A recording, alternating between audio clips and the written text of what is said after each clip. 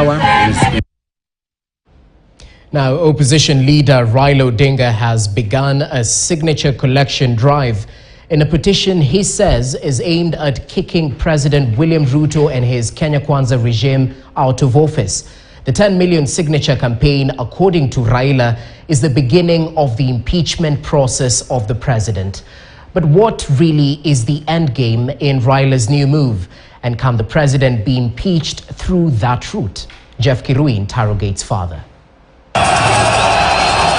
On Friday, the Azimio la Umoja One Kenya leader Raila Odinga appended a signature in a petition he terms as the process to remove from power President William Ruto and the Kenya Kwanza regime. Raila Odinga has been leading an onslaught against President William Ruto through mass protests.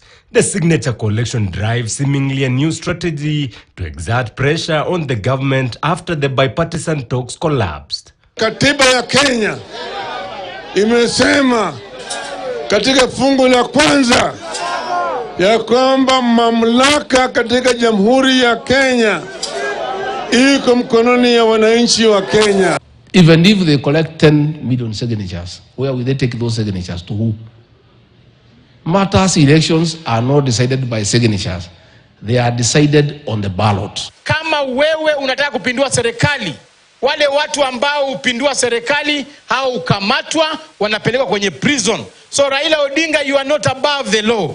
Tutahakikisha sheria imechukua mkondo yako, imekushika, imekupeleka kule ndani, umewajibika kama raia yoyote wa Kenya. Raila, in his push to impeach President William Ruto, argues that the sovereign power belongs to the people under Article 1 of the Constitution, which can be exercised directly or indirectly through democratically elected representatives.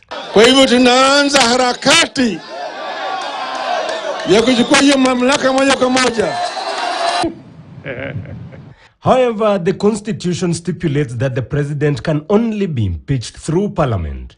Article 145 of the Constitution states that a member of National Assembly, supported by at least a third of all the members, may move a motion for the impeachment of the president on grounds of gross violation of the Constitution, or when the president has committed a crime under national or international law, or on gross misconduct. Courts of law cannot remove the president.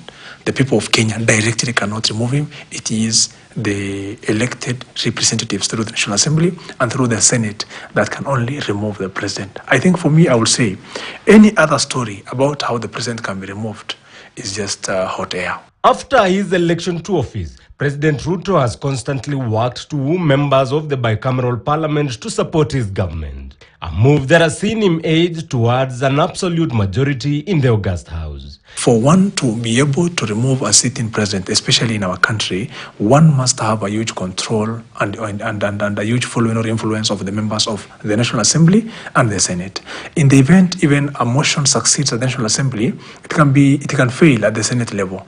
The moment actually that special committee that it is anticipated under Article 145, if it says that there are no good grounds through which this particular motion is based upon, and it is dropped, whatever that came from the National Assembly dies. That tells you it tells you that not the National Assembly members only, they cannot be the ones to remove the president alone.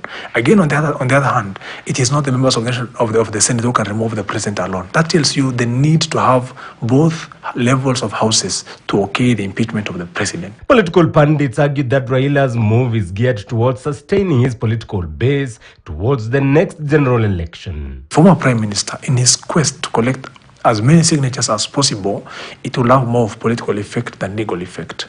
And the political effect is to show the president that a good number of Kenyans have no confidence in him.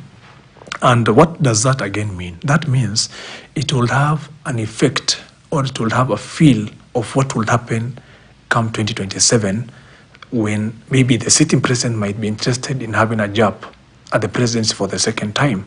It is trying to tell him that the people are losing confidence in you and you are losing support of the people of Kenya.